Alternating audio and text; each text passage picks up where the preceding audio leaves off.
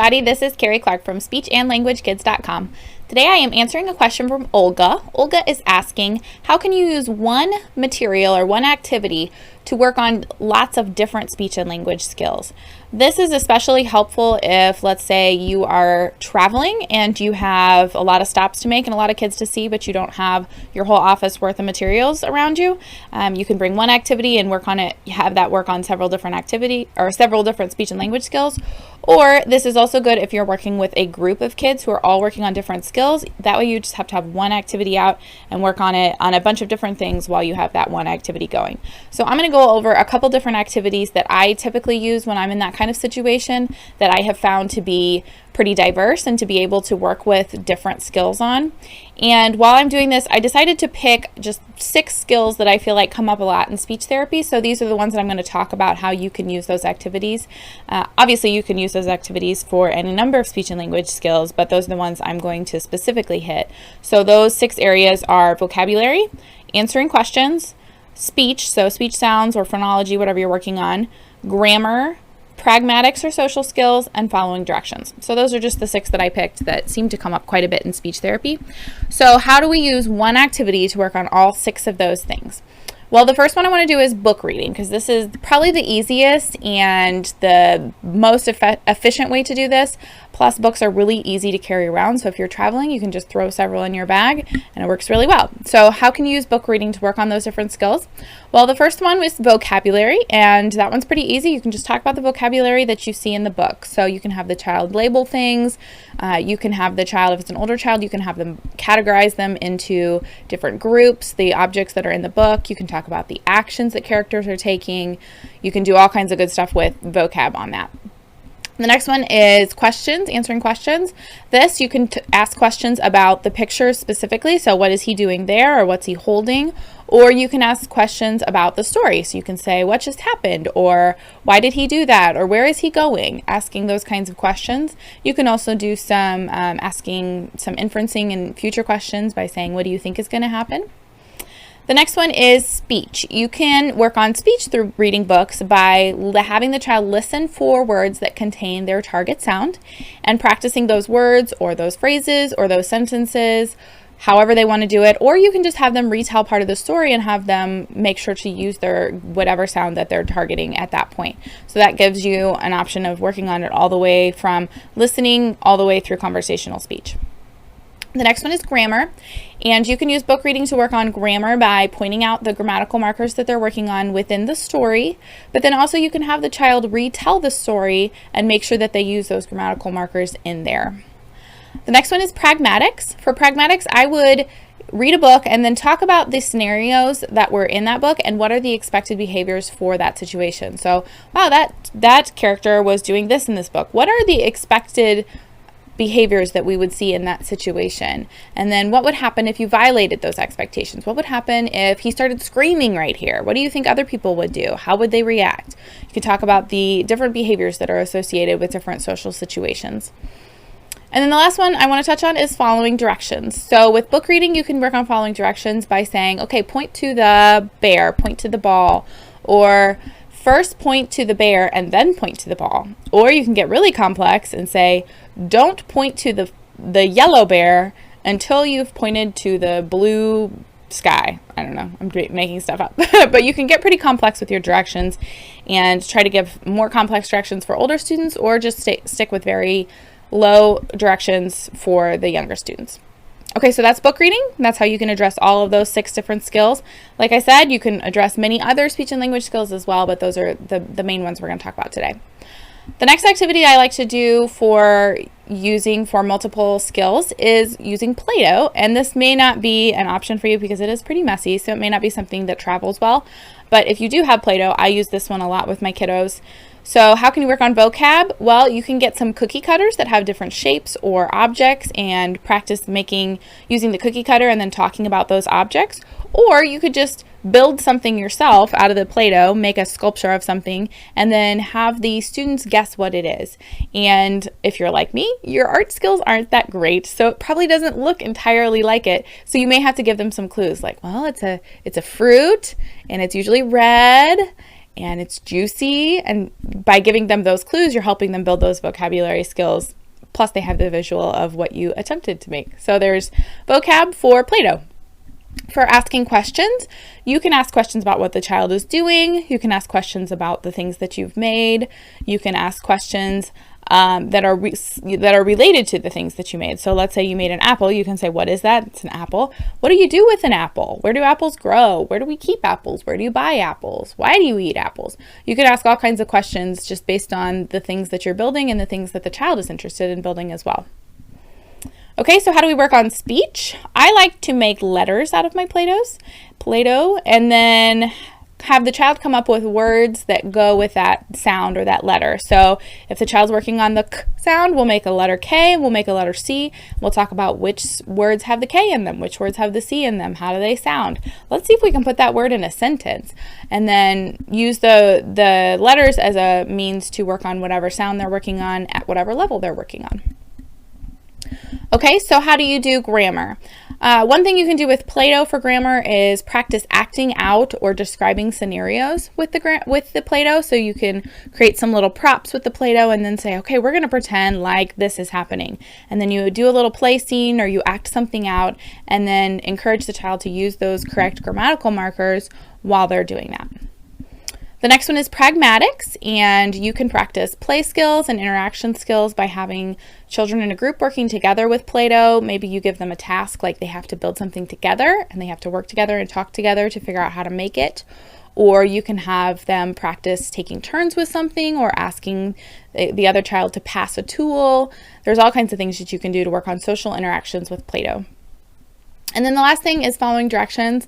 This one's pretty easy for Play-Doh. Just ask them to do things with their Play-Doh. So, okay, roll it into a ball.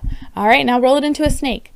Now put the snake on top of the ball. You can do all kinds of directions with that. So that's Play-Doh. The next thing that I like to use for a lot of different skills are puzzles. And this could be a couple different kinds of puzzles. I have puzzles where there's just a big shape and it goes into a hole that is the exact same size as that shape, and each shape is one object. So you can do that for the lower kids, or you can get a more complex puzzle, especially if you are in your office and just having kids come in and out all day. You could have a larger puzzle going on your table and have each group work a little bit more on it.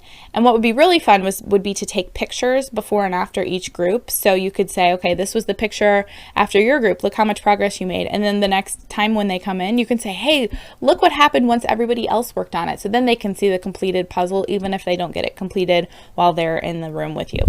So keep in mind that the things I'm going to talk about could be for those smaller puzzles, or it could be for a large puzzle that you have going with everybody. Okay, so for vocabulary, you can name the objects. If you've got those big pieces, name what objects are going in, or if you have a larger puzzle, you can talk about what picture is forming, or you can say, what do you think it is? Or like, oh, here's an ear. What kinds of animals have ears? Let's talk about all the animals that have ears and work on vocab that way. For questions, you can ask questions about the picture, like I just said, what kind of animal has ears?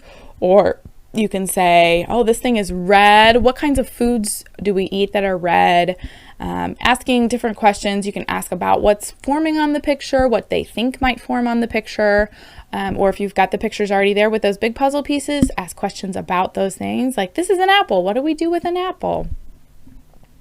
For speech, you can have the child practice their sound or their word so many times before they get a puzzle piece to put in. So you can say, okay, tell me this word 5 times, and then I'll give you a puzzle piece. And have them practice repeated drill and practice kind of work while they're working on that puzzle. You can, let's see, for grammar, you can have them describe the pieces or the picture that's forming using complete sentences with all of their grammatical markers. For pragmatics, you can have the children working together to complete the puzzle. You can have them talking through each other, talking each other through how to do it. You can have one person be the puzzle putter together, yeah, that's a term. The person who's putting the puzzle together, and then have the other student telling them what to do. Make sure that everyone's doing this in a kind manner, but you can have one student say, okay, pick up the piece that is next to the green piece.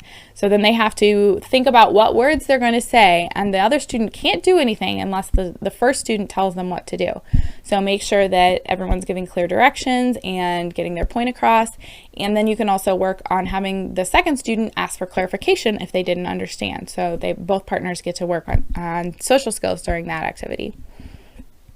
And then for following directions, you can have them follow directions from you as well about where to put the pieces and what to do with them. So you can say, okay, pick up that piece, now turn it to the left. Okay, now put it right above the fish, and practice having them do those following directions with your directions. All right, there's puzzles. The next one that I commonly see used for a lot of kids or in group activities are games. And I'm just going to be kind of generic here. If this could be any board game that you're working on or any card game, whatever you have available, because you probably are going to cycle through your games. Otherwise, you're going to get really sick of Candyland. I get really sick of Candyland. But for games, you could work on vocabulary by having them label the parts of the game or the actions that are necessary to complete the game. You could also, for questions, you can ask them questions about the board. So what do you see over here? Where do we have to go to win? How do you win the game? Ask them questions about the gameplay and the board and the cards and the spinner and anything else that goes along with that game. For speech, I like to just have them say their speech sound or their words so many times before they get to take their turn. And if you have kids in a group, you can have everyone else in the group listening to make sure that they're doing it right and giving them a thumbs up or a thumbs down to make sure that you're including everybody in the group and kids aren't just sitting there waiting for their turn. For grammar, you can have them describe the rules of gameplay. So you can ask them to give you a narrative or a expository? I'm not sure. Have them talk. Have them talk about what kind of, what are the rules of the game and how they play it. What do you need to do first, next, and last? Have them tell you the whole scenario of how you play that game and what all the rules are, and make sure that they're using those good grammatical markers to create complete sentences. For pragmatics, you can talk about being a good winner and a good loser, because that always comes up in my sessions. I always have one kid that's rubbing it in the other kid's face. So you can talk about how to be a gracious winner and a gracious loser. And then you can also work on some turn taking and make sure that each child knows how to take turns and wait patiently for their next turn. And then for following directions, you can give them directions for how to set up the game, how to tear down and put away the game, and how to play the game itself. So there's some activities. The only other one that I wanted to mention was this guy right here. And I use this in my practice quite a bit. I think this is called Marble Works or Marble Run. This is a generic version, so I'm not sure what this one is called. But basically you get these little marbles and you build the tracks up and you put the ball down, and sometimes it gets stuck and it goes down the tracks. I'm going to stop that because that's kind of annoying to roll down. So you can put these together. I love doing this with my kids. This is definitely one that I can use with a lot of my kids in the kind of the early childhood, the preschool years group. This may be not quite as cool for older kids, but I've had some older kids really get into it too, because you can really build some pretty elaborate stuff if you have all the pieces. So this is the Marble Works. You could work on vocabulary by talking about the ball, the track, what the different tracks look like. You could use descriptors. You could talk about the verbs, how it's going. You could talk about, is it going fast or slow? You could also take your flashcards with vocabulary on them and, put them at the bottom of certain tracks and say, oh, which one did it land by? Oh, it landed by the apple, and build some kind of artificial vocabulary in that way.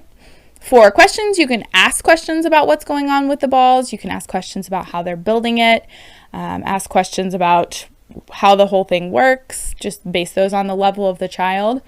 For speech, again, I will have them say their words or their sounds so many times before they get to put a marble down or before they get to put another track on. For grammar, you could have the child describe what's going on using full sentences. You can have them tell you what to do using full sentences. Just make sure that they're using those grammatical markers. Pragmatics, you can have two students working together to build something.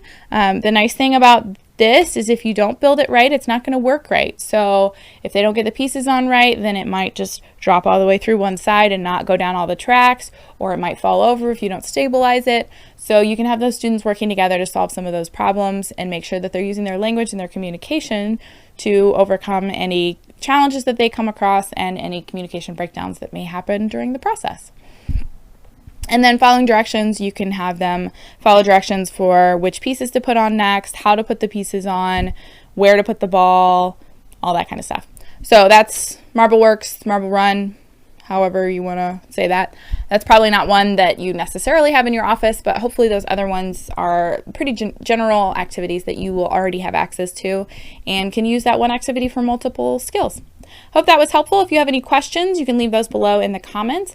I also encourage you to put in the comments anything else that you use for multiple activities or any way that you use these activities for other speech and language skills. Thanks so much for watching, and I hope you have a wonderful day.